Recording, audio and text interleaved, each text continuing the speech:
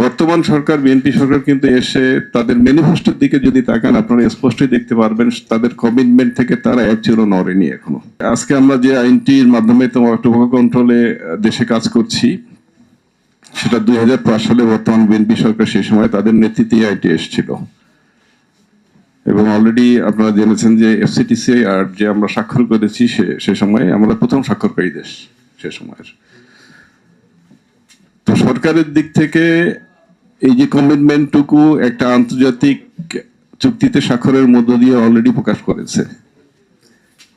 বর্তমান সরকার বিএনপি সরকার কিন্তু এসে তাদের ম্যানিফেস্টোর দিকে যদি তাকান আপনারা স্পষ্টই দেখতে পারবেন তাদের কমিটমেন্ট থেকে তারা এক চুরও নড়েনি এখনো।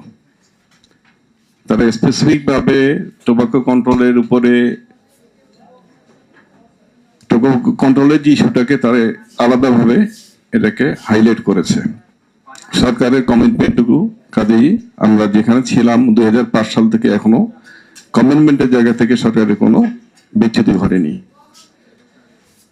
তার একটা প্রথম প্রতিফলন আমরা যদি মনে করি যে 2005 সালের আইনটি কিন্তু মাঝখানে একবার সংশোধন হয়েছে, কিন্তু আমরা আরো শক্তিশালী করে যেটা প্রস্তাবনা দিয়েছি 2026 সালে এই সরকার এসে প্রথম অধিবেশনে সেই আইনটি পাশ করে দিয়েছে আমাদের।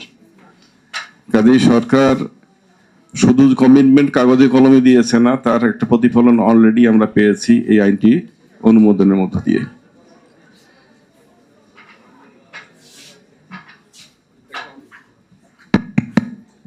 বিষয়টা হচ্ছে যে আমাদের যে জায়গাটুকু থেকে বলতে পারি যে টোবাকো কন্ট্রোলের জায়গাটুকুতে আমরা যদি দেখি যে দীর্ঘ সময় ধরে 2005 সাল থেকে 2026 যদি ধরি একটা জাতীয় জীবনের কোনো যদি জাতীয় জীবনের অংশ হিসেবে দেখি এটা কিন্তু কোনো সময় না।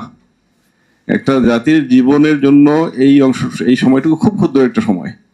সেই দিক থেকে আমরা বলতে পারি যে আমাদের অ্যাচিভমেন্ট কিন্তু একবারই খারাপ না, আমরা যদি বলতে পারি। এখন সেখানে পরিসংখ্যানের দিকগুলো যদি দেখি আমরা যে কতটুকু কমেছে, আমরা 2017 সালের সর্বশেষ সার্ভে ছিল সেখানে বলা ছিল যে আমাদের আসলে 35% টোবাকো ইউজার আছে, কিন্তু সম্প্রতি বিবিএস যেটা আছে আমাদের ব্যুরো স্ট্যাটিস্টিক্স যেটা পরিসংখ্যান বাংলাদেশ পরিসংখ্যান ব্যুরো তাদের সর্বশেষ যে মরবিডিটি সার্ভে হয়েছে সেখানে আমরা দেখেছি এটা 26% নেমেছে, অর্থাৎ আমরা আরো কমিয়ে আনতে পেরেছি। তো এই জায়গাটুকুতে অনেকেরই আসলে প্রশ্ন থেকে যাবে, যেমন একজন সাংবাদিক বন্ধু অলরেডি কোশ্চেন তুলেছেন যে ডাক্তারই খায়, ডাক্তারদের বিষয় ব্যবহারের দিক থেকেও এসছে। তো এরকম কিছু কিছু জায়গায় আসলে ইউজগুলো খুব দৃষ্টিকটু ভাবে চোখে পড়ে যায়, এই জন্য কোশ্চেন গুলো আসে।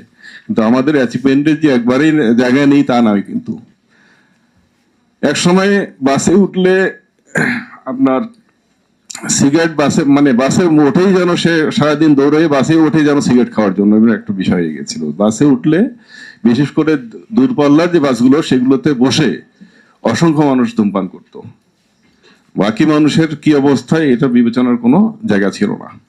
আইনটি যখন হয়েছে আইনের প্রয়োগটা কিন্তু বাসে উঠে কিন্তু কোনো মোবাইল কোড হয়নি।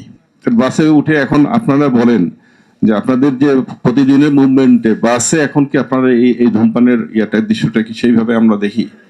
হ্যাঁ, এখনো একটা জায়গা আছে যে আমরা দেখি যে ঢাকা শহরেই বিশেষ করে দেখি যে হেল্পার এবং ড্রাইভারদের মধ্যে একটা প্রবণতা আছে, এটা নিয়ে কাজ হচ্ছে।